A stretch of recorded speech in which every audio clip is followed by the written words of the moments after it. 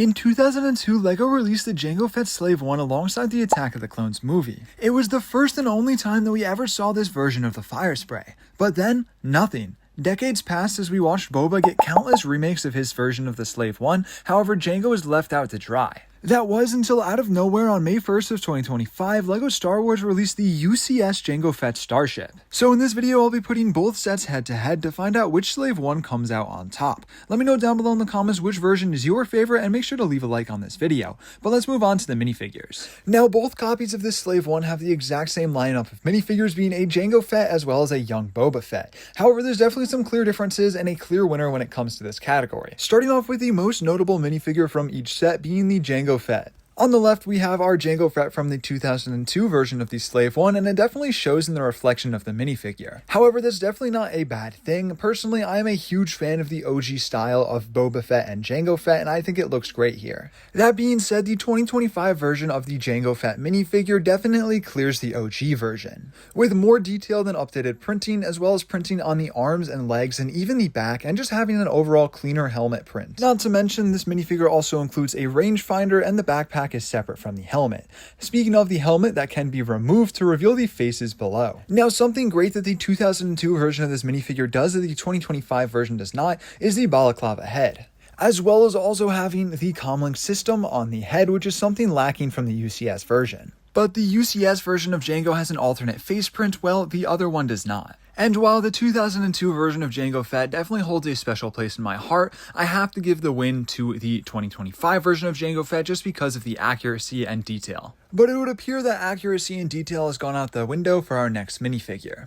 The 2025 UCS version of the young Boba Fett has had a lot of controversy surrounding it, even having the actor that played him in the movie speak out about it. With a terrible hairpiece as well as inaccurate printing on the torso and the lack of any other detail on the rest of the minifigure, given the fact that it was from a $300 UCS set, can definitely be a means to have this OG version take the cake. Looking toward the back of the minifigure, no detail in the 2002 version, while the 2025 version has some minimal back printing, but it definitely gets the job done and is a nice inclusion. And it definitely is not enough to redeem this minifigure. Now, as much as I'd like to, it's really hard to give the win to the 2002 version, as the skin tone being yellow, because that is how LEGO did all of their minifigures back in 2002, but it's definitely better in many other aspects than the 2025 version, and as close as this battle is, I do unfortunately have to give the win for minifigures here to the 2025 UCS Slave One, even though the Boba Fett minifigure is pretty atrocious. Now, as we shift our view to the actual builds of the Slave One, it becomes pretty apparent that the UCS version is just better in pretty much every single aspect.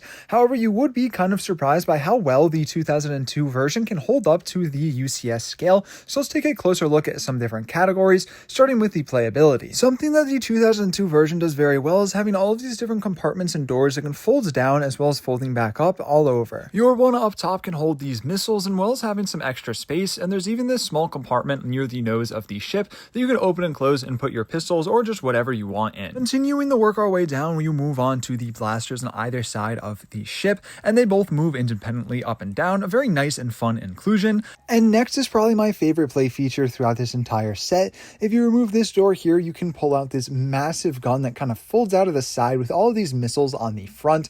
It folds out and it's a lot of fun. It looks really good when it is folded out, and when you're done with it, you can push it back in and close the door like it was never even there. Such a fun play feature, and I really like how well it was integrated. Now, the last thing that I want to take a look at here as for play features is going to be this little hatch toward the loading bay, and it holds all of these little bombs. Now, a main feature on both of our Slave One models is the fact that there is a gravity-assisted system to move the wings. You simply tilt your Slave One, and they move on their own without the need to touch anything at all. It's a very fun feature, but one thing that the playscale version of the UCS Slave One does very well that the UCS cannot is the fact that you can pick it up by pretty much any spot. You can wave it around, you can swoosh it around, you can do whatever you want with it. It's not going to fall apart, and it's very easy to hold. Versus if we take a look at our UCS model of the Slave One, is something that I can't even pick up with just one hand. Yes, you can kind of balance it on one hand, but it's something that you really should be holding with both hands. I understand it's a UCS set, and the whole point is not to pick it up and move around, and you can see it still has that same kind of system with the wings where you tilt it and they move on their own.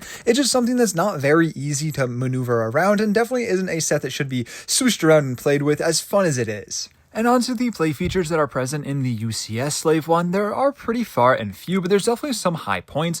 Now there is still the blasters on either side of the nose, which is actually done a lot better on the UCS model than the Playscale model. They move in tandem, so you don't move just one at a time, but you're going to see none of these panels, unfold like they do on the 2002 version, which definitely could have been something cool if they included. But we'll take a look at the back, because there is one main play feature back here that is a lot of fun. You can pull off these two panels on the back, and it reveals the seismic charge, such an iconic part of the Slave One, especially from episode 2, and something that is a really great inclusion and really just elevates this set. It is definitely one of my favorite play features out of both of these sets. But let's move on to the next category, being the loading ramp. The loading ramp is a crucial part of both of these builds, and when we look toward the 2002 model, you can see it is a fairly simple build, and it actually stays open all the time, but you can actually fit your minifigures up there, and they can actually fit pretty far back as until they hit the little gun part on the back. Now, unfortunately, this is always open. There's no way to close it. There's no door or anything like that.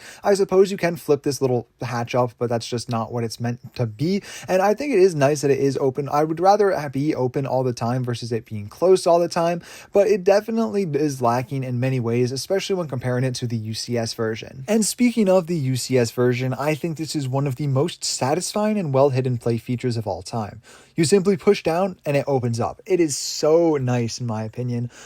Something about this is so satisfying. It's kind of like one of those fidget toys from back in the day, and it goes so seamlessly and it looks so great. You can't even see it when it is closed, and you can also fit your minifigure in here, but if you do have the rangefinder on your Jango Fett, it is kind of a tight fit, but you can get back there pretty far, and because it is so dark in there, it kind of gives the illusion that it goes a lot deeper than it actually does, and I think that this is a great play feature, and it was done so well in the UCS model. Now, another main part of both of these builds is going to be the cockpit area. Looking toward the 2002 version, you simply just pull it off. It's a nice windscreen piece, and then once you get into your actual cockpit area, you can comfortably fit both of your minifigures in, your Boba Fett standing behind, and then you can sit your Jango down right up front. Then you simply just put the cockpit piece right back on, and it clicks into place on top of all of the studs. And something that this set does really cool is once your minifigures are in there with that gravity assisted mechanism, it actually moves the cockpit up and down to move alongside the ship.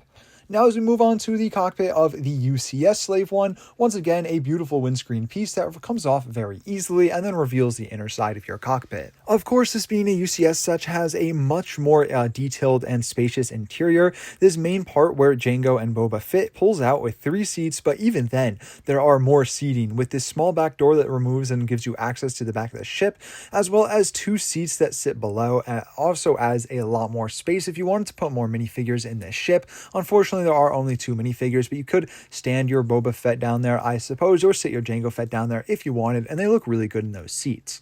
But on to the main portion of the cockpit here, you have a bunch of really cool detail, albeit it is all stickered. It would have been cool if some of those could be printed, but it is still very well detailed, and the printing on these stickers themselves are really cool, and you can sit down your Jango Fett in one of these seats, and then you can also stand your Boba up in as well, and it's just so spacious. It's very well scaled, I think, and then once you have your minifigures in there, you can just slide it right back into place.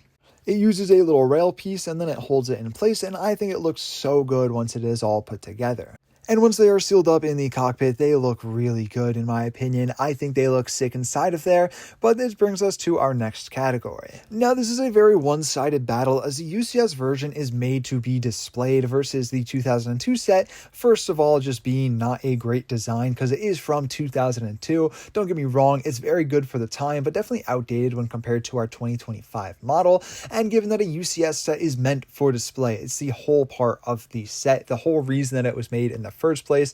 It even has a display plaque. So I think it really is meant to be said that there is some really good qualities of the 2002 set, especially given its time. I think the sleekness as well as the way they're able to integrate all of these different play features without sacrificing any of the displayability is done very well. But the fact that this is a UCS set and it's just a beautiful design, all of these slopes come together perfectly, and the coloring, the details, it is just great. And even having that display plaque that has a bunch of different information and just adds to the displayability of this set.